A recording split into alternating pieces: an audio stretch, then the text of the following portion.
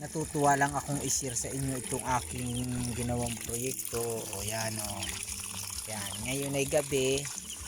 Yan yung buwan. O, ito. O, ito yung sa solar ko.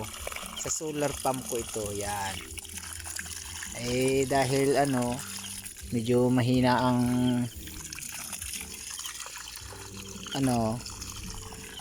bihira ang ulan, kailangan ng tubig ng aking palayan. Yan yung aking palayan, kailangan kong patubigan, kaya dito ako ngayon sa aking kabukiran.